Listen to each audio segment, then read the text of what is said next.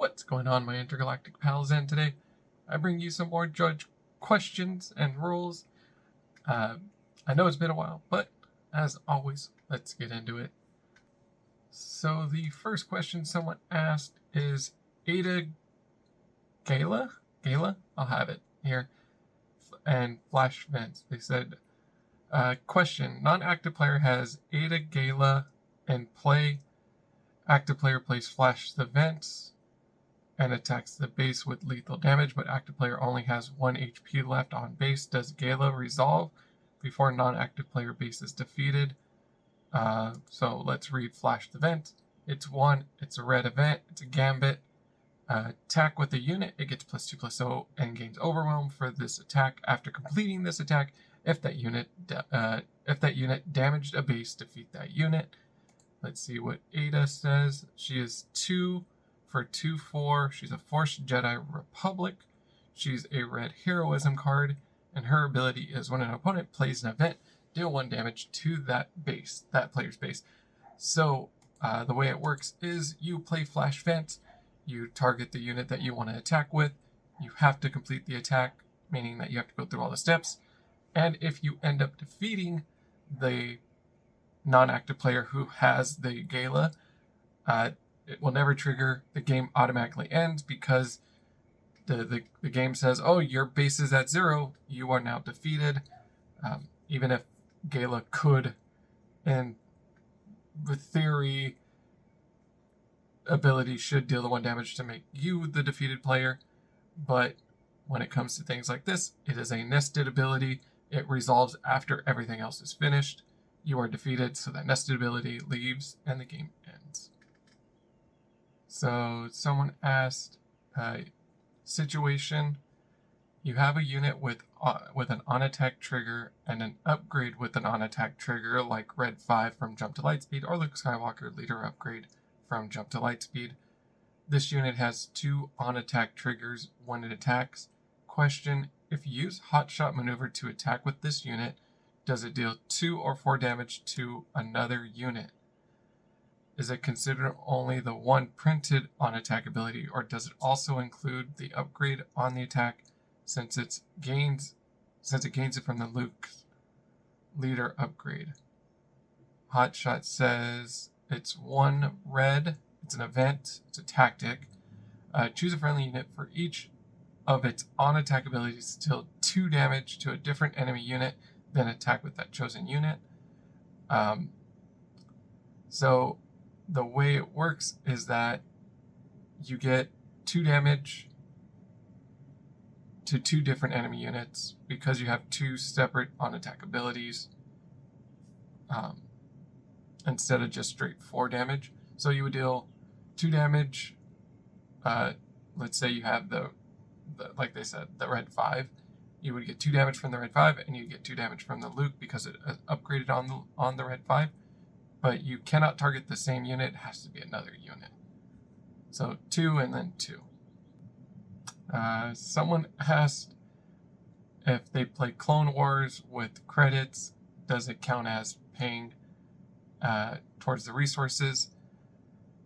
It's not a fully answered question, but as rules as written, as my knowledge understands, no, because you use credits to pay the cost of a card that you are playing, while, if I remember correctly, Clone Wars is pay any number of resources, create that many clone trooper tokens, each opponent creates that many battle droid tokens, and credits are while paying resources, you may defeat this if you do pay 1 less. So it's essentially the way credit tokens are kind of worded. To me, it reads as you pay 1 less in the cost that you are paying for the card to play. Almost like a reduction cost, but it's not really a reduction cost. So as of right now, my understanding and rules as written, that's kind of how I would see it. So no Clone Wars event would not work with credits. Technically, the only thing you can use the credits for when playing Clone Wars is the 2 cost that it costs to play Clone Wars. God, I said Clone Wars a lot. So someone asked, Can I play Watch This to exhaust all space units from my opponent? If there is no 6 or less space units to bounce to its owner's hand. In other words, can I force the same arena to be a specific one if there's no unit to infer that info from? Let's see, page 6. It's a cunning event. It's a gambit. Return a non-leader unit that costs 6 or less to its owner's hand. Exhaust each other unit in the same area. So no, you can't, because the condition is you have to return a non-leader unit that costs 6 or less to its owner's hand. Period, and then it's a period. So the condition is, did you return a non-leader unit that costs 6 or less to its owner's hand? Yes? Okay, then you meet the condition, and every unit in that area, in that arena, is exhausted. If no, then nothing happens. You just paid 6 resources to do nothing. So someone was asking, player activates Qui-Gon Jinn's ability using the Force, which is the leader, the Qui-Gon Jinn leader, and returns Yoda to their hand and plays Kelleran Beck.